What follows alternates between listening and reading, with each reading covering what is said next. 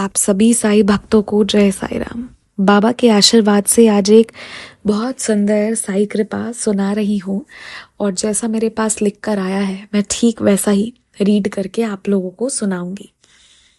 आज मेरी इच्छा ये नहीं हुई कि मैं इसे अपने वे में नरेट करूँ। आज मेरी इच्छा हुई कि जैसे मुझे भेजा गया है ठीक वैसे ही आप लोगों को दर्शाया जाए।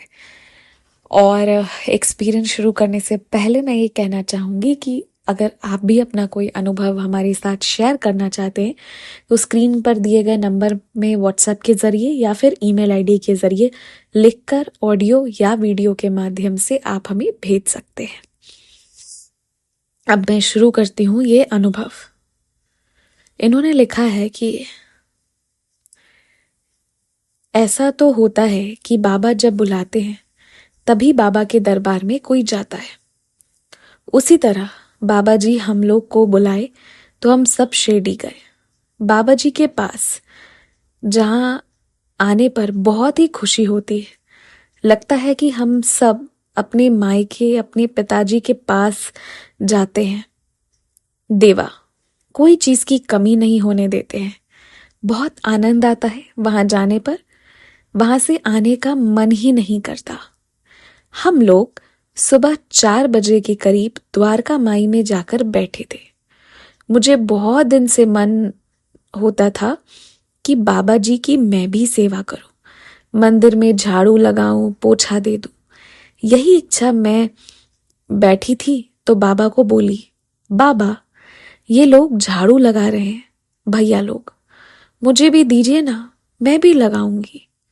इतने में एक भैया आकर मेरे से बोले, दीदी झाड़ू लगाना है? तो मैं बाबा को बोली, अरे इतनी जल्दी मेरी बात आपने सुनी, शुक्राना देवा। और मैं बहुत खुश हुई और उस समय मेरी स्थिति देखने लायक थी। मैं ना बहुत खुश हुई, झाड़ू लगाई। फिर एक भैया बोले, पोछा भी यहाँ से यहाँ लगा दीजिए। मैं बोली, अरे बाबा थैंक यू। फिर मैं उस दिन द्वारका माई में पोछा भी लगाई। दूसरे दिन मैं फिर वही टाइम पर गई तो उस दिन एक डब्बा में गोईठा एक कमरे से लेकर धूनी के पास ले जाना था। मैं और मेरी दोस्त हम लोग दोनों ले जाके वहां रखे। बहुत खुशी हो रही थी। हम लोग जितने दिन थे वहां द्वारका माई के बाबा के सामने झाड़ू पोछा किया। बहुत खुशी हो रही थी। बाबा जी ने हम सब से सेवा ली। एक बार मैं समाधि मंदिर में गई तो उस दिन ना ठीक से दर्शन नहीं हो पाए रहे थे।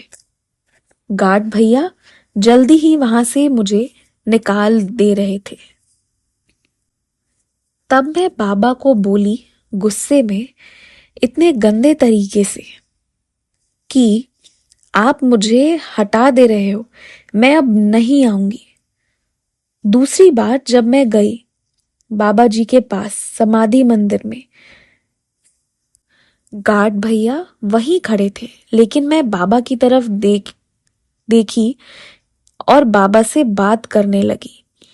मैं बाबा से बातें करती रही। उस दिन मैं बहुत खुश थी और बाबा से बोली कि यदि आप मेरी सारी बातों को सुन रहे हो तो मुझे एक फूल देना। फिर क्या था, बड़ा सा माला बाबा जी पंडित जी के माध्यम से दिए, प्रसाद भी दिए। मैंने बोला, थैंक यू देवा, आज अभी गार्ड भैया मुझे नहीं हटाए। आप बोले हो क्या गार्ड भैया से, इसे अभी नहीं हटाना, मुझसे बातें कर रही है। मैं बोली, मैंने आपको लेटर दे दिया है बाबा, आप सारा लेटर पढ़ लेना। शिरडी की गलियां बहुत अच्छी लगती हैं। वहां लगता ही नहीं कि अनजान सा जगह है। हम लोग का रूम महावीर जी के पास ही होता है। मैं तो शीघ्र ही रूम में चली जाती हूँ। इस बार बाबा जी हम लोग को 11 दिन वहां रख लिए। मैं जब जाती हूँ तो यही बाबा जी से बोलती हूँ, बताइए आप क्या खाने की इच्छा होती है, मैं वही पटना से लेकर आऊंगी। मैंने अपना भी बता देती हूँ तो इस बार मैं बाबा को बोली, बाबा मैं आपके घर आऊंगी, मैं आपके घर आऊंगी ना तो मुझे खिचड़ी दिलाना। तो एक बार शाम में द्वारका माई के सामने बैठी थी, वहीं पर किसी ने मुझे बाबा जी के थाली की एकदम 2 दाना खिचड़ी का दिया। मैं बोली, इतना थोड़ा क्यों दे रहे हैं? बाबा मैं नहीं लूंगी। फिर मैंने लेकर खा लिया। मैं बोली, आपने मुझे अच्छे से नहीं खिलाया खिचड़ी इस बार। उस रात को हम लोग वापस आने वाले थे। ऐसा हुआ कि हम लोग का टिकट 29 का था, लेकिन हम लोग देखे ही नहीं, 28 को ही जाकर ट्रेन में बैठ गए। जब सीट हम लोगों ने देखना शुरू किया तो हम लोगों के सीट पर जो था बोले, मैम आप लोग का कल का टिकट है, आप लोग यहीं मनमाड में उतर जाइए। सही में देखा तो 29 का था।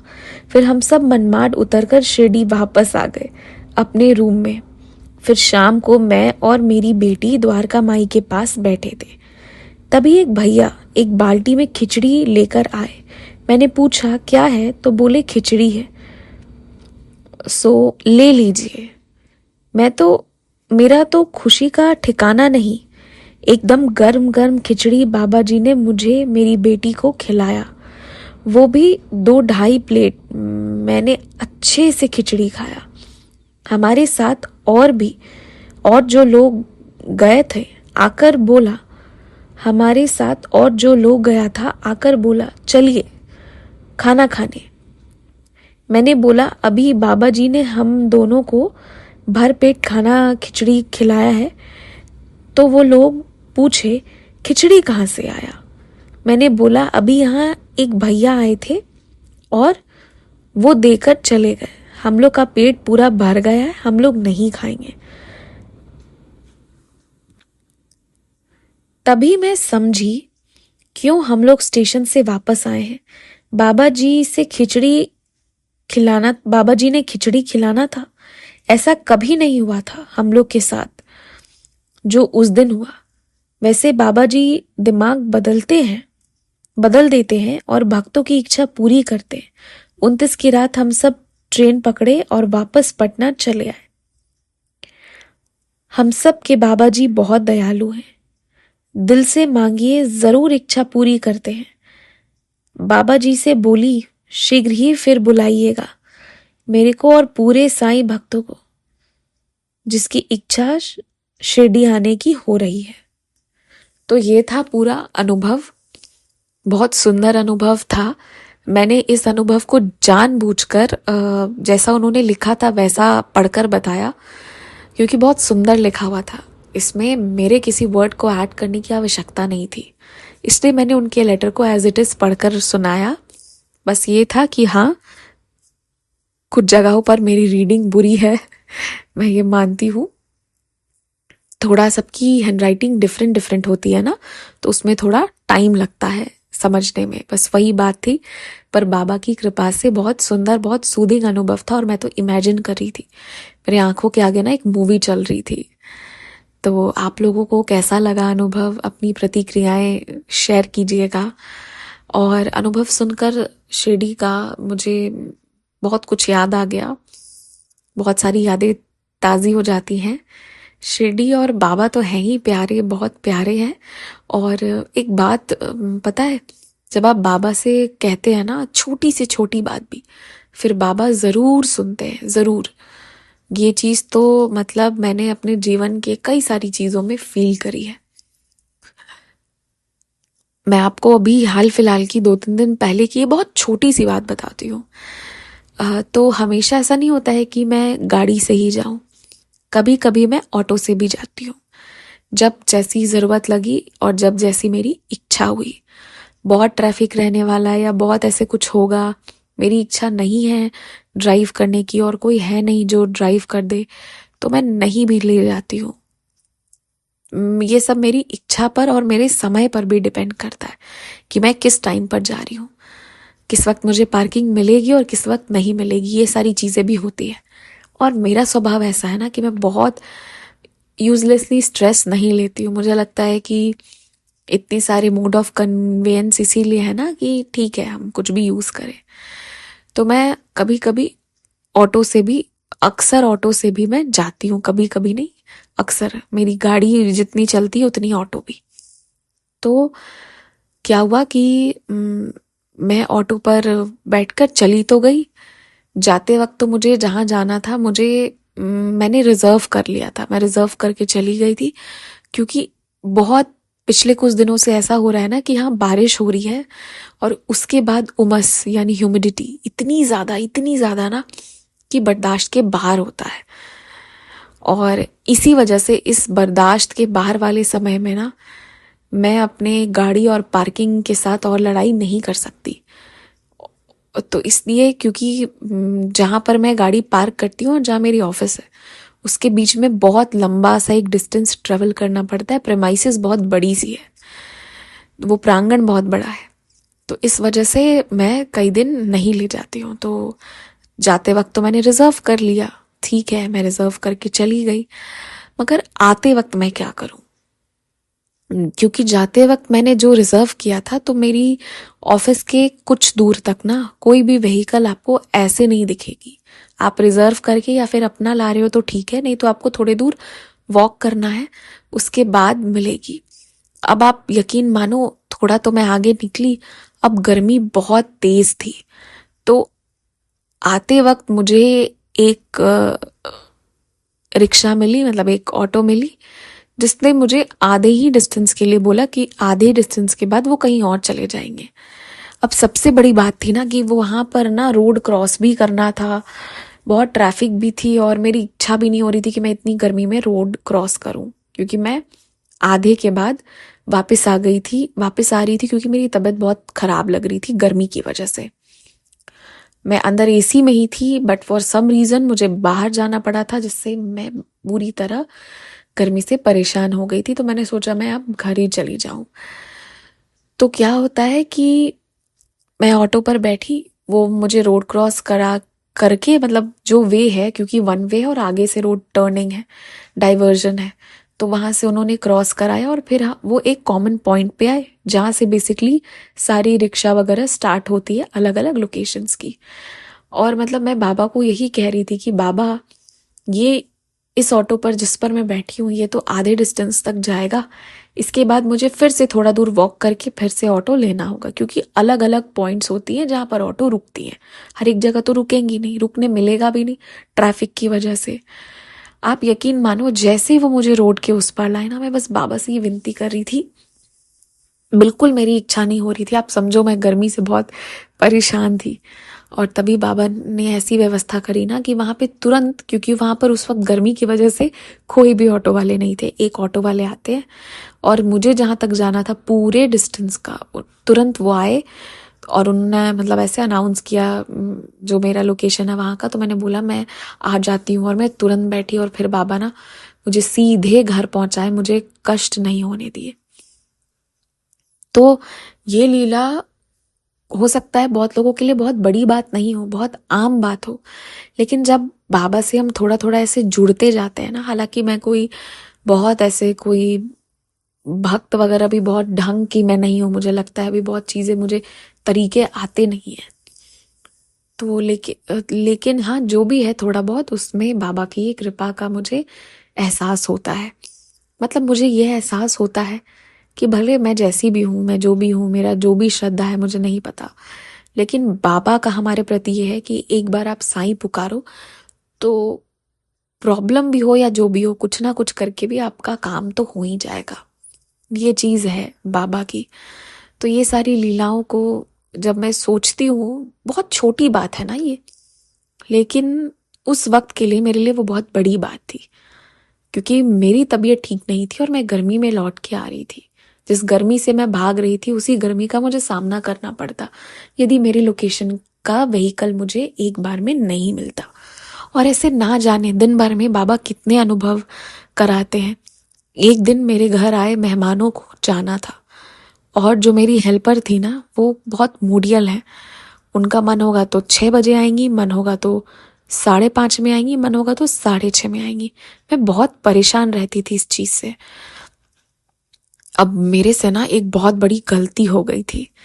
मैंने ना जिस दिन मेरे घर से मेहमानों को जाना था, वापस लौटना था, मैंने उस दिन उनको बताया ही नहीं था कि आप जल्दी आ जाना इस टाइम पे, क्योंकि बोल देने से फिर वो टाइम से आती है। पर एक आध दिन ही अगर वैसा रहे तो बाकी दिन तो उनकी मर्जी से एंट्री चलती है। तो मैं बोलना भूल गई। अब मुझे लगा हे भगवान अब क्या होगा, अब मैं क्या करूं, मैंने यही सोचा। और मुझे ये बात ना जैसे कल सुबह उन्हें जाना है तो मुझे रात को आज 11 बजे याद आ रही है कि मैंने तो उनको बोला ही नहीं कि आप टाइम से आओ, कहीं ऐसा ना हो कि ये लोग चले जाएं और उसके बाद वो आए। ठीक है, क्योंकि जाने के पहले वो आ जाएंगी तो वो भी थोड़ी मेरी हेल्प कर देंगी। और हमारे यहाँ पे ये मानते हैं ना कि किसी के जाने के पहले ही आप घर सफाई करा लो। अगर कोई लंबी यात्रा कर रहा है ना तो तुरंत किसी के जाने के बाद झाड़ू पोछा वगैरह नहीं होता है हमारे यहाँ पर। तो मैंने बोला हो गया, अब तो मैं फंस गई। तब मैंने 11 बजे रात में बाबा से कहा, बाबा अब तो मैं फोन नहीं कर सकती उन्हें, इस वक्त तो वो सो जाती होंगी मेरी हेल्पर। तो आप प्लीज कुछ ऐसी लीला करो ना कि आप उनको ना बुद्धि देना कि वो टाइम पे आ जाए, इन लोगों के जाने से पहले आकर वो साफ सफाई कर जाए। आई स्वेर पिछले एक हफ्ते का उनका बड़ा खराब रिकॉर्ड था।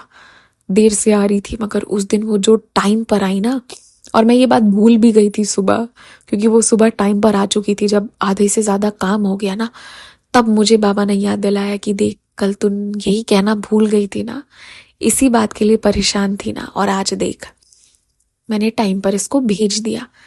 तो ये अभी के लिए ना आपको लग सकती है कि ये सब तो ठीक है, छोटी छोटी लीलाएं, पर अगर उस वक्त वो नहीं आई होती ना तो वो काम भी मैं कर रही होती और डांट सुन रही होती, वो अलग। काम करना अलग बात है, मैं काम करने से पीछे नहीं भागती हूँ, लेकिन मुझे ना कोई मेरे ऊपर चिल्लाए या मुझे डांटे तो ये मुझे ज्यादा देर बर्दाश्त नहीं होता है, और फिर मेरा मन ऐसे एकदम अंदर से खराब होने लगता है, या फिर मेरा पूरा दिन जो है ना वो फिर थोड़ा स्पॉइल सा हो जाता है। तो मैं बात सुनने वाला कोई काम करती नहीं हूँ और करना चाहती नहीं हूँ। पर उस दिन तो मेरी गलती थी, पर बाबा ने ना मेरी गलती को ऐसे कवर किया कि मैं आपको कुछ बता नहीं सकती, मतलब। तो इस तरह से ना बाबा कई सारी लीलाएं करते हैं। मैं अगर रोजमर्रा की लाइफ में काउंट करूं तो जाने कितनी ही लीलाएं एक एक करके बाबा करते हैं और करते ही जा रहे हैं और करेंगे। मेरी नहीं, हम सबकी, आपके लाइफ, मेरी लाइफ, हम सबकी लाइफ में बाबा बहुत प्रेम, बहुत चमत्कार, बहुत कृपा से भर देंगे। बस हमें ये जरूरत है तो विश्वास करने की। तो ये कुछ सारे अनुभव थे मुझे, मतलब एक एक करके जब याद आने लगते हैं ना तो बड़े सारे एक्सपीरियंसेस याद आ जाते हैं और फिर टाइम का भी पता नहीं चलता। पर इस तरह के कई सारे अनुभव हैं, मेरे भी, आपके भी। I am very much sure कि आपके भी होंगे। तो आप भी ये रिकलेक्ट करते होंगे कि सच में बाबा की बड़ी कृपा रहती है, बहुत बाबा ऐसे मतलब कृपा कर देते हैं। तो ये अनुभव रहा। और हाँ, मैं एक बात और कहना चाहूँगी कि आप लोग जैसे एक्सपीरियंस सुनते हैं, जिनको अगर मौका मिले और जिन्हें थोड़ा ऐसे है कि वो कुछ चीज़ों को अगर देखना चाहते हैं, डिस्कवर करना चाहते हैं, तो आप जो मैं शॉर्ट्स डालती हूँ ना वो व्लॉग्स आप ज़रूर देखिएगा। अभी मैंने 2-3 मंदिरों के व्लॉग्स डाले, मैं गुरुद्वारा साहिब जी भी दिखाऊंगी बाबा की कृपा से। तो आप लोग ना जिन्हें ऐसे मतलब अलग अलग मंदिर देखना, इस तरह की, मतलब आप कह लो कि पटना शहर का दर्शन अगर पाना चाहते हो तो आप शॉर्ट्स भी देखिएगा। ये बात अभी बहुत लोगों को मालूम नहीं है क्योंकि ये चीज़ मैंने न्यू ही स्टार्ट करी है, तो इस वजह से मैंने सोचा मैं आप सबको बता दूं। तो आप लोग देखना, अलग अलग जगह के दर्शन पाना, और जो आप फील करते हो ना, मैं एक बात कहूँगी, किसी भी चीज़ को लेकर जो मैं चैनल पे अपलोड करती हूँ और जो भी आपको लगता है, अगर मेरी कोई गलती आपको लगती है ना तो उसे प्लीज़ कमेंट सेक्शन में लिखा कीजिए। ये मत सोचिए कि मैं क्या सोचूंगी। अगर आप मेरी गलती मुझे बताएंगे ना तभी मैं इम्प्रूव करूंगी। तभी, मुझे याद है कि मैं पहले जो एक्सपीरियंसेस शेयर करती थी उसमें मैं 2-3 बार एक वर्ड यूज़ कर देती थी, अरे यार। तो मुझसे किसी ने कमेंट सेक्शन में बोला कि आप बाबा के एक्सपीरियंस सुनाते हो, this word is not appropriate. अब क्या होता है कि हम बाहर अपने फ्रेंड्स के साथ होते हैं तो थोड़ा उसकी वजह से मिक्स हो जाता है, पर उनके उसकी वजह से ना मेरी ये इम्प्रूवमेंट हुई। फिर मैं केयरफुल हो गई कि नहीं, मैं क्या कर रही हूँ मुझे इस बात का ध्यान रखना है, मैं दोस्तों से बात नहीं कर रही हूँ, मैं बाबा के अनुभव सुना रही हूँ। तो मैंने बहुत इम्प्रूव करने की उसके बाद कोशिश करी। तो इसी तरह अगर आपको कोई चीज़ मेरी लगती है ना जो गलत है, या जहाँ पर आपको लगता है कि स्कोप है इम्प्रूवमेंट का, तो वो कमेंट सेक्शन में ज़रूर मेंशन किया कीजिए, क्योंकि आपके इस 2 मिनट के वैल्यूएबल कमेंट से ना मेरी सुधार हो जाएगी और आपको ब्लेसिंग्स भी मिलेंगी बाबा की, और मेरी भी मिलेंगी। तो आपको अगर कुछ ऐसा लगे तो सोचिए मत कि मैं क्या सोचूंगी, आप बस लिखिए, यही मैं चाहूंगी। जय साई राम।